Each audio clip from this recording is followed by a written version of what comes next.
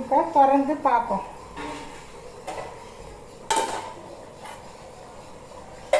ஆவி அடிக்குது எனக்கு.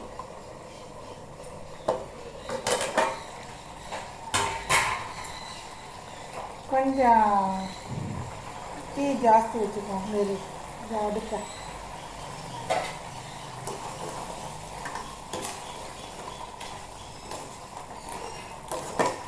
நான் இதுக்கு மிளகாத்தூளே போடலை பாருங்கள். மிளகாத்தூள் போடாமே எப்படி இருக்குது பாருங்கள், சிறப்பா. அதான் வந்து பாபா மசாலாவுடைய மகிமை.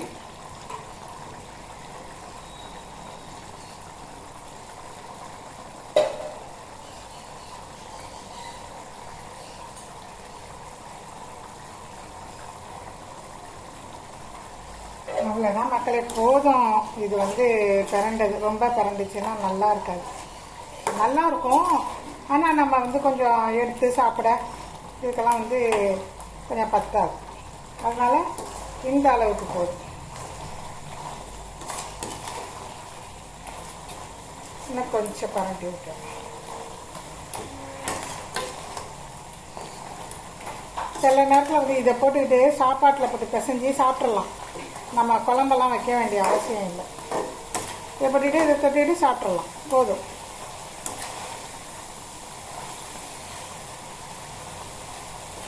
எங்கள் ஊரில் இன்றைக்கி வந்து நாகப்பட்டினத்தில் விடுமுறை விட்டுருக்காங்க மீனுக்கு, கோயிலில் திருவிழா. அதனால் வந்து ஒன்றும் வரல வாசலுக்கெல்லாம். போதும், அரைக்காச்சு. வாசலுக்கெல்லாம் ஒன்றும் வரல. இந்த இதுதான் வந்தது, இந்த சின்ன நண்டு தான் வந்தது. சரி, இதை வாங்கி சமைச்சிடுவோம். போதும் போதும். இந்த மசாலாவை எடுத்து சோத்தில் போட்டு பரட்டி சாப்பிடுவோம். நல்லா டேஸ்ட்டாக இருக்கும்.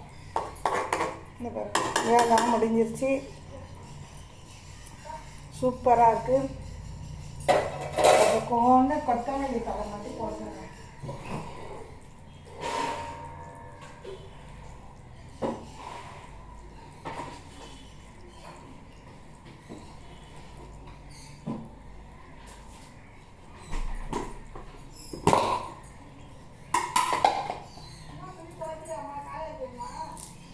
கருவேப்பிலை போட்டுக்கிட்டேன்.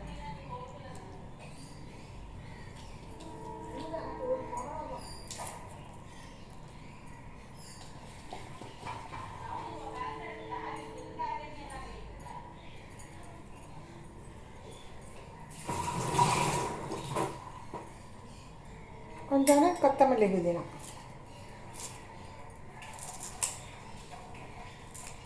போதும், முடிஞ்சு. இதுதான் நல்ல மசாலா. நீங்கள் எல்லோரும் எனக்கு லைக் போடுங்க, கமெண்ட் போடுங்க, ஷேர் பண்ணி விடுங்க, எனக்கு கொஞ்சம் ஊக்குவிச்சு விடுங்க. என்னுடைய யூடியூப்பை கொஞ்சம் விளம்பரப்படுத்தி விடுங்க. இன்ஸ்டாகிராம்லேருந்து எல்லோரும் எங்களுக்கு கொஞ்சம் ஹெல்ப் பண்ணி விடுங்க. இவ்வளோதான், என் சமையல் முடிஞ்சிருச்சு.